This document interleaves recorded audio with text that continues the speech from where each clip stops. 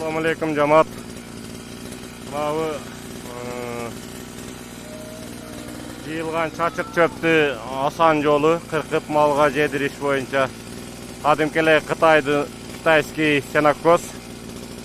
Биринчи тигинен кыркып, кийин туурасынан кыркканда майда болуп түшөт. Мен азыр тигинен кыркышты жана туурасынан кыркышты көрсөтөм. Видеону акырына чейин көрсөңүздөр болот.